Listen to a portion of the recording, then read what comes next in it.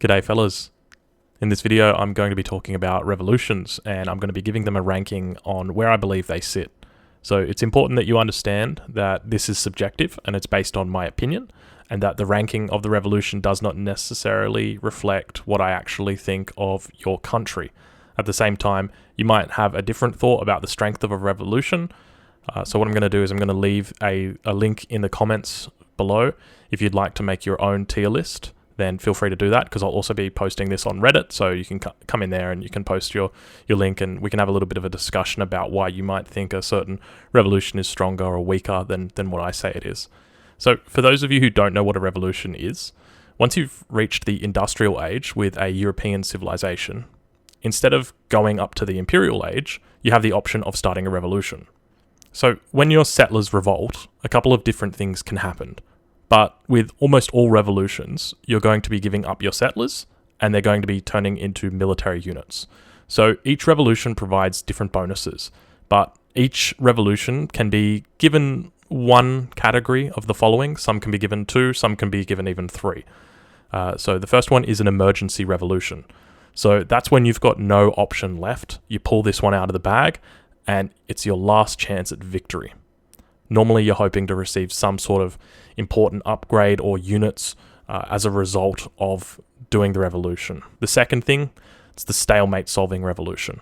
So that's when you're stuck in a relative stalemate with the enemy. So you've got even scores, your military's even, your settler count's even, you guys are just sort of throwing units at each other, but you can't really afford to go to imperial. So you can pull this one out, it's going to get rid of that stalemate.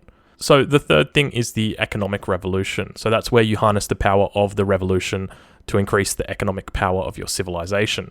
So further, each revolution cannot be graded purely based on its revolution itself. It needs to be based on the civilization that revolts into it, because each different revolution has got different abilities and they synergize based on your default civilization. So what we're going to be doing is we're going to be going through each individual civilization's individual revolt. I know it seems like a lot, but I promise you there's a lot of good ones, there's a lot of bad ones, and it's going to be very easy for us to thin out the field and focus on the ones that we need to. All right, so let's move on. We're going to start with the top. We're going to work our way down to the bottom. First up, the United States. So the United States is a stalemate solving revolution. So once you age up, or once you revolt, I should say, you immediately get 200 population space. You don't need houses anymore. Your villages turn into revolutionaries, which are basically a Carolian. They're a musketeer, but they have a ranged bonus against cavalry. So you also receive a fort wagon, but you don't get any further units. You just get the fort wagon. So the United States, it's a revolution that you need to plan for. You can't just be taking this one willy-nilly and hoping that it's all going to be going okay. It's probably going to be a good idea to include extra forts in your deck. So they've included a couple more fort cards in the base game, or I should say in the definitive edition. So I'm suspecting that if you're wanting to go for a United States revolution, we're going to need to see at least one or two fort cards coming out of you. So that means, a fort in fortress and a fort in industrial. So the reason why the Americans rely so heavily on forts is because of the mechanic that enables them, when they spawn, they provide a Gatling gun. And so any fort that's already built provides a Gatling gun. And you've also got a card that you can ship, which includes volunteers. So volunteers are basically a skirmisher unit that's incredibly strong. They're sort of like the forest prowler. They're very, very, very strong. They've got low health, but incredibly high attack. A wonderful unit. And you get 4 of these for free for each of your forts. So the more forts you have, the larger of an army you're going to be able to build up with it. So we're going to look at where each of the United States revolts falls in to the tiers. So I might have to fix up these colors a little bit. At the moment, we've got number 1 being red, when we probably want number 1 being green, because number 1, we're going to have it as the best. And then we'll turn this one into orange. And then that one into yellow. All right, so the first one is, so we'll start with the highest ranking one, so that's the British. So that's going into tier 2. So the reason why it's so strong for the British is the British have a card called Estates in Age 4. It allows their manors to build villages. So once you revolt, you can't build villages anymore, but there's a card that you can send called Citizenship. And once you send this card, you can start to train your settlers back up. But they're not called settlers, they're called citizens, and they cost coin. Your estates are able to train these citizens, which means that when you take that immediate hit to your economy, when you revolt, you lose all your settlers. You're only left with your factories. The British is able to recover the economic gap that has been left. So they're able to do that, that sort of all-in strategy. And at the same time, if that doesn't work, they're able to fall back. They're able to rebuild their economy. And they don't have to wait for their town centers. Even if they build 3 town centers, it doesn't matter. They've got estates. And that's really what matters. So it synergizes incredibly well. I think just in general, all British revolutions just synergize very well with the British Manor card, or the Estates card. It's just an incredibly strong card for revolutions.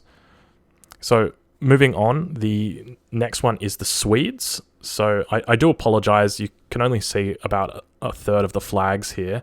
Unfortunately, it's cropped them out. I've tried to put it in portrait mode, but that's the best it can do. So so Swedes are a third tier. So the reason why Swedes are a third tier is similar to the Brits. With their torps, it enables them to mitigate the economic loss from doing a revolution. Obviously, you give up all your villages, but you retain your torps, you retain your factories.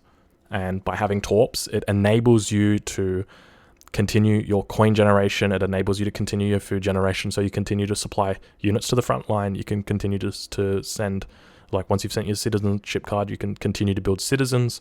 So that's why they're a tier 3. So the last two, they're both tier 5s. It's the Dutch and it's the French. So the reason why they're tier 5, so for the French and for the Dutch, it's pretty much the same reason here. When you do a revolution, you're wanting to maximize the impact that you can hit the enemy with. If your settler limit is 50, like the Dutch, you're only going to be hitting them with 50 revolutionaries. The Brits are going to be hitting them with 100, the Swedes are going to be hitting them with 100, but you're only going to be hitting them with 50 for the Dutch, or for the French, it's 80. But keep in mind that with the French, their settler is much stronger than the normal settler. So even though it's 80, when it comes to villager pop, they do the work of 100 settlers. But the problem is, you don't get 100 revolutionaries. You only get 80. And as a consequence, it's not the best to take this. It doesn't synergize well with the bonuses of the civilization. And for that reason, they're both tier 5s. All right, so moving on. The next up is South Africa. So South Africa are an economic revolution. So the 200 housing bonus that you got from the United States, you don't get that here. And the same way that you lost your villas with the Americans, you don't lose your villages here. In fact, your villages actually get a 10% gather rate increase for absolutely everything. And in addition to that, you gain a third factory, which you can send from the new home city. On top of that, you also have a card that allows you to train 30 courier de bois. So they're focused largely on retaining your identity as your previous civilization and simply enhancing your economy. So you're going to be taking training cards. So fencing school, you're going to see the riding school. Both of those cards are going to be necessary if you're even thinking about going for a revolution with South Africa. And the reason why is because your economy is going to be so absolutely big that you're going to just be pumping out units. So for the Dutch, you're going to have 9 banks, you're going to have 3 factories, and you're going to have 50 settlers and 30 courier de bois. That is just absolutely insane. So you need to have units hitting the front line constantly. It's going to be an absolute barrage of units. So let's talk about each civilization and how it fits in for them. So for the Dutch, this is it's a tier 1 revolt. This synergizes so perfectly with all of the bonuses that they get. They're in a very fortunate position to pick up this. So in my mind, it actually outweighs going to Imperial by taking this, just simply because of the economy boost that you get. Sure, once you hit Imperial, you're going to get those extra 2 banks. You're going to get, your food upgrade, but that's it. Here, you're getting an extra 30 courier de bois, which already gather much faster than your standard settler, and you're getting a third factory. It's freaking huge. On top of that, you're also going to be getting a lot of cards that encourage you to be pushing on the front. So there's a card that provides wagons, which turn military wagons. So they turn into your barracks, they turn into your stables, your artillery foundries. So it's going to encourage you to be pushing along the front. So even though it's an economic revolution, you're going to see this stalemate, be broken just simply through force. Your economy is going to build up so heavily over the next 5 to 10 minutes after you hit the South African Revolution. It's going to be very intense. And the next one is the British South African Revolution. So that's going in at tier 3. And the reason why is because the British already have an enormous economy, so they don't really need to have the 30 Cru de Bois. But they can take advantage of the extra factory, and they also get the increased gather rate. And there's a card that is infinite unit hit points. So essentially the way it works is each time you send the card, you get 5% unit hit points.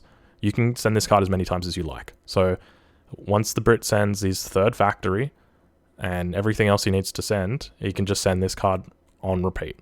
So I'm not sure whether it makes as much as of an impact. Brits tend to have a really strong economy in the late game, which means that they can hit Imperial without too much fuss.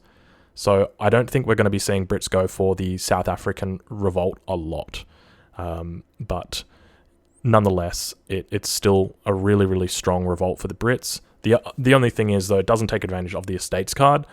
And that's really one of their strengths, especially when it comes to the revolution. You've got that opportunity to end the game by going all in. So why not do it and then just rebuild with your estates? And you kind of you bypass that. So it's something that isn't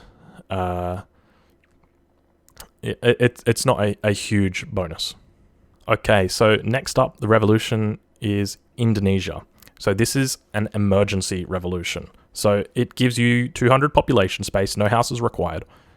It turns your villagers into pikemen that have got 200 health and 30% range resist. So that's pretty big compared to a normal pikeman, which has got 120 health, and I think it's got melee resist, not range resist. That's quite a big bonus.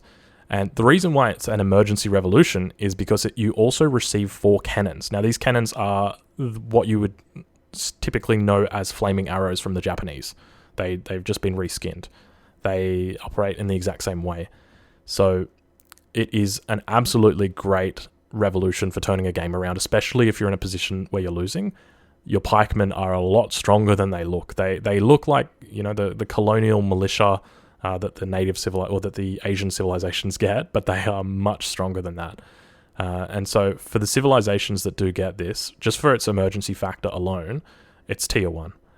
So that is very fortunately for the Portuguese and for the Dutch as well. So the Dutch are very lucky. They're getting 2 tier 1 revolutions. So for the Dutch, it synergizes incredibly well with their revolutions just naturally because they've got banks. So their banks enable them to keep an income coming in. And then they already have a very low settler count, so it's easy for them to return back to their 50 settlers once the revolution, or if the revolution has failed. It's not a big ask for them to do that. For the Portuguese, this revolution is strong. It doesn't necessarily play into the bonuses that the Portuguese have, that being their town centre. But what it does do, and I think this is just a natural thing for the Portuguese, being very strong when it comes to revolutions, is it enables them to survive. If they're under attack, if they're under threat, they hit this button. Okay, threat has been completely diminished. They're then able from there to send the citizens card. They're able to rebuild their population and get it back going. They're able to apply pressure on the enemy. They've got a huge, huge build-up of pikemen, and they've got their cannons. They're in a wonderful spot. All right, so moving on. So the next one, it's unfortunately a bit of a letdown, and this is Canada. So Canada's also an emergency revolution, except you don't gain the 200 housing population. You do get to keep your settlers, but they get an increase to their ranged attack. That's pretty much it. So their settlers become more versatile. You're essentially allowed to kill things with it. So Canada, similarly to South Africa, it doesn't really change much of the original civilization that they revolted from. The only real bonus that you're going to be getting, so there's a card, it's 14 Highlanders for 1,000 coin. and there's also a shipment of settlers that they get. For the French, I believe it is 10, and for the British, I believe it is 12. So realistically, both the British and the French should avoid taking the Canadian revolution. They will be giving up their absolutely huge economies in favor for almost nothing of value, except obviously for Honcho. We love you, Honcho. You know, keep doing you. So that's going to put them both in at tier 5. So moving on, our next revolution is Brazil. So Brazil is a stalemate solving revolution. So you receive your 200 housing bonus, and your villages, they turn into weak forms of the Carolean. They're called the Voluntario da Patria. I've probably butchered that, so apologies. So these are very weak forms of the Carolean. They've got a bonus against cavalry on their ranged attack, and in addition, so all of your settlers will turn into these, but if you've got, let's say, 50 settlers, you'll also get 50 additional of these units at your home city shipment point. So let's say, you know, you've got a fort somewhere in the middle of the map that's close to the enemy base, and that's your shipment point, and you're getting pushed there, you hit this button, boom, they're all just going to pop out like Minutemen, just instantly. And if you've got 99 settlers, that means all 99 settlers will be turning into the Voluntarios, as well as 99 Voluntarios popping out of that fort. So in addition to that, your town centers now begin producing the Voluntarios in batches of 10 every 2 minutes. So it's sort of like how the Ottoman town centers produce settlers. So naturally, the more town centers that you have, the bigger your advantage is going to be with this. So the very first one, I'm sure you're all thinking it's Portugal. So Portugal, it's a tier 1. And the reason why it's a tier 1 is because Portugal have 4 town centers. They hit age 4, they stick in their 4th town center down. They just have to click the button. They don't even have to do anything else. I mean, you might want to send your factories. It's probably a good idea before you do a revolution to send your factories. But by having 4 town centers, it means that they're just going to be having constant batches all the time of the Voluntarios. You've also got the infinite ability to add more town centers as the Brazilians. So, you know, it's not necessarily something that you want to be doing, but it's an option that's there for you. One important thing to note with this is that you can actually train villagers or citizens at the same time as these batches are being created, like just exactly the same way with the Ottoman town center. The batches are being created, and then you're also able to create villages and settlers.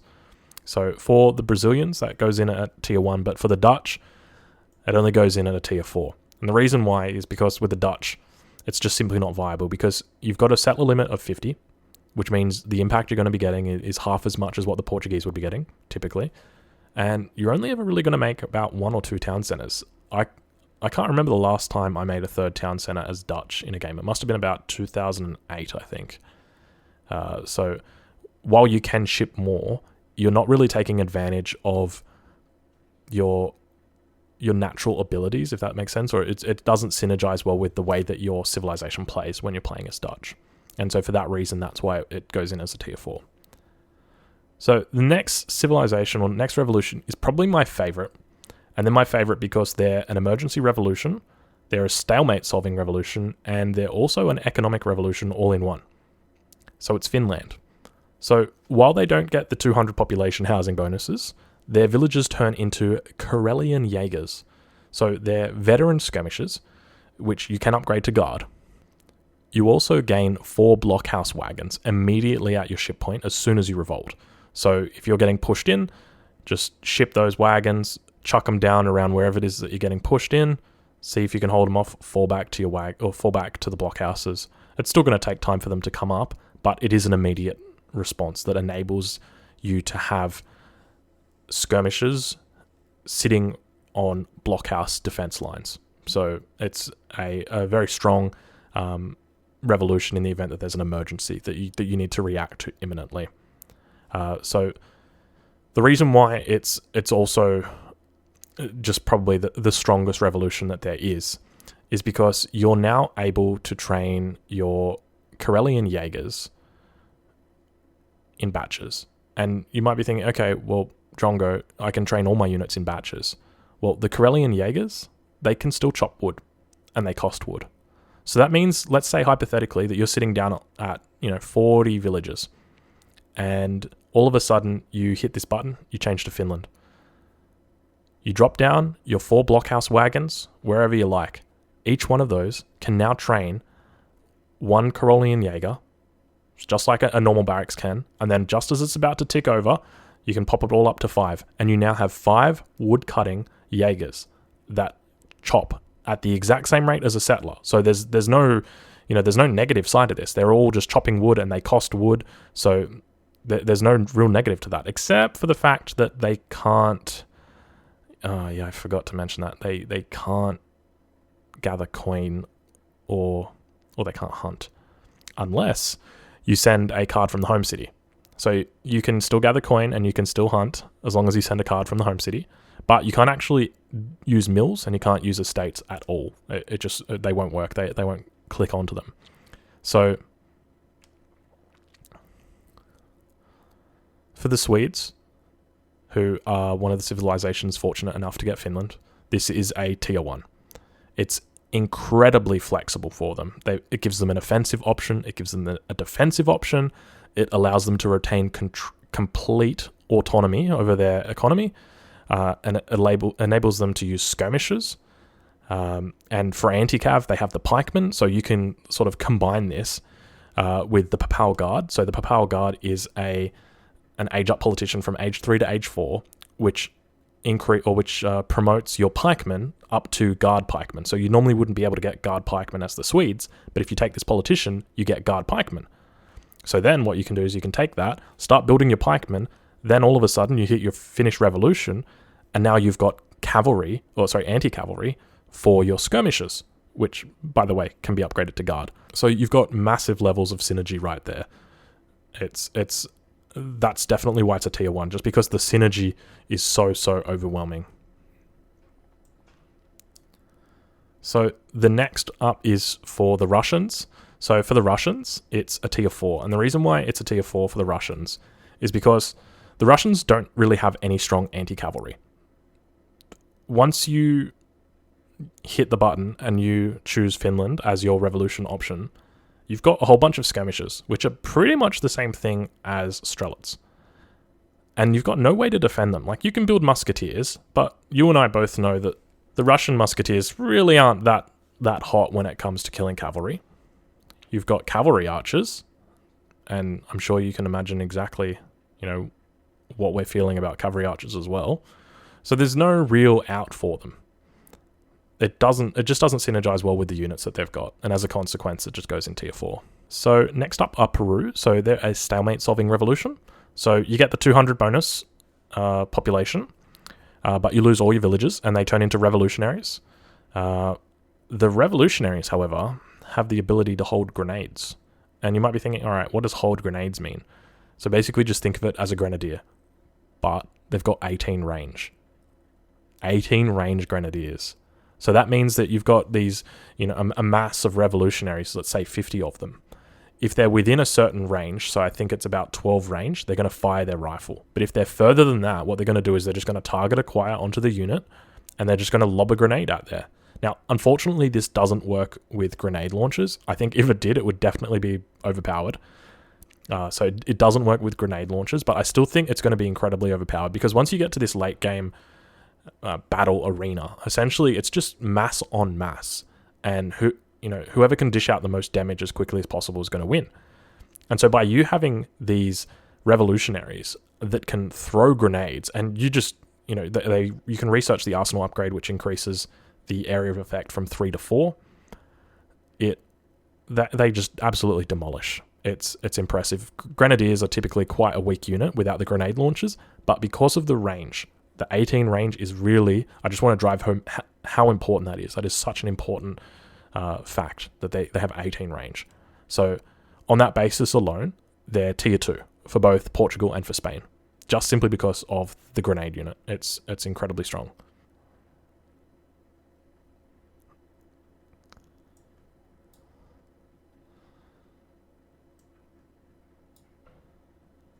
All right, so next up is Romania. So Romania are a stalemate-solving revolution. They give 200 population, and they turn all of your villages into Dorobans. So they're identical to revolutionaries. But where it is a very interesting bonus. So they also provide a dragoon as a constant bonus. So they're available for the Ottomans and for the Russians. And so these civilizations typically have very weak anti-cav. They do have anti-cav. Obviously, the Janissary, you can put it in melee. You can melee the cavalry, but their cavalry in comparison to other civilizations is weaker. And this fills that weakness, which is why, in my opinion, there's a really strong synergy for both of these civilizations with the Romanians. So it provides them with this constant stream of ranged cavalry. It enables them to have a fair fight. Both of these revolutions are going to be going into tier 2. And the only reason why they're not going into tier 1 is because the dragoons aren't trainable. If the dragoons were trainable, then I would definitely be putting them up at tier 1. But they're only tier 2 because the dragoons can't be trained. Alright, so next up is Egypt. So Egypt are a stalemate solving revolution. So with Egypt, you gain the 200 housing population bonus, and your settlers turn into revolutionaries, which are the Carolians that we spoke about earlier. So the Egyptians are heavily orientated around cavalry. They are really strong on water because they have a water shipment, which provides them a privateer, a frigate, and a monitor. And they have an infinite Stratiot card. They can also train Mamelukes at their stables, and with each shipment that they get a free Mameluke. So the first thing I'm thinking when I hear all of this is, wow, that's a lot of cav. What are the civs that are going to have those cav bonuses that are going to enable me to leverage the strength of this revolution? And the British have got 3 cards that can upgrade the cavalry, so that once they revolt, the cavalry is as strong as it's going to get. In addition to that, the British, they synergize incredibly well with the States, and I'm of the opinion that this is their best revolution, full stop. So it goes into tier 1. So for the Ottomans, however, it doesn't synergize as well with them because their town centers naturally will spawn settlers. And as soon as you revolt, your town centers stop doing that. Even once you send the citizenship card, they still won't start doing that again. And so when you revolt as the Ottomans, you're really losing a huge component of your civilization. You do begin, or you gain the ability to train citizens with your town centers, just like every other civilization does. But it's important to remember that you've invested resources in the upgrades for your settler production, whether that be increasing the speed at which they produce, or whether that's increasing the actual limit of settlers that you can build. And so it's a, there's definitely a sunk cost that's going in. And it's for that reason that I'll be putting them on tier 3. So next up is Chile. So Chile are an emergency revolution, and they're also unique to the Spanish. So once you revolt to Chile, you'll be provided with 200 housing population, and all of your settlers will turn into the revolutionaries. And it grants a hussar on age up, and it upgrades all your existing hussars to these absolute monsters. So they have 15 attack more than Imperial hussars, and they have the same health as a guard hussar. And on top of that, so because it's an emergency revolution, it provides you 10 hussars as a base. And it's for that reason that I consider it a tier 2. So because it's got poor home city shipments, they're quite lackluster. That's why it just remains as a tier 2. It's unfortunately nothing more than that. So next up is Colombia. So Colombia is an emergency revolution. So it gives 200 population space. And while they don't get any units on their revolt, all their villages turn into what are called independence guards. So these are musketeers, but they're slow and strong. So they've got a lot more attack than, say, the revolutionary, but they move a lot slower as a consequence. So they also get a hero, which has an aura, which is like the Iroquois war chief aura. It increases the health points of the military units that are around it. They also have an infinite mercenary shipment, which is very strong. And so because of the mercenary shipment for the Germans, I give this a tier 2.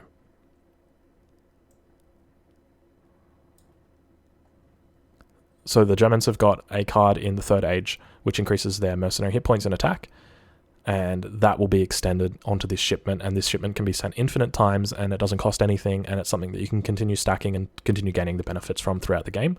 And so because of that, it's got a pretty good synergy with German and their mercenary bonuses. When it comes to the Portuguese, I'm putting that as a 3, and the reason why is because they've got gunpowder infantry hit points cards that actually works with the Independence Guards. And so it increases the health of the Independence Guards and doesn't really bring a lot to the table for the Spanish. And as a consequence, it just goes down in tier 4. So moving on, we've got Hungary. So Hungary are a stalemate solving revolution. So they get 200 population and their villages turn into Grenzers, which are similar to the Karolian, except they have a higher proportion of attack and they've got a lower amount of health. They also get free outpost wagons with each shipment. And each outpost can build mercenaries as you send them from the Hungarian home city. So as the Germans get an Age 3 mercenary upgrade card, this is a tier 1 German revolution.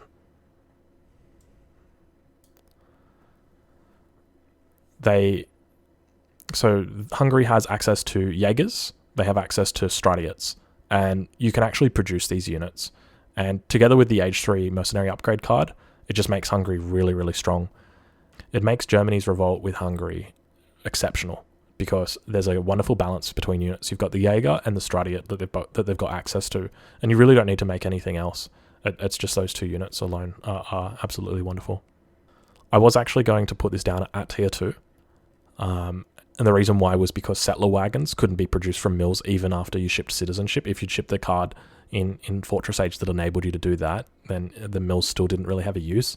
But when it comes to the actual strength of this revolution and its ability to sway the game, I'm confident that it remains a tier 1, even though you can't be building settler wagons on your mills. So the Russians also have access to Hungary, and it's a bit of a joke, but at least it gives them reasonable anti-cav. Hey, so yeah, it's a tier 4.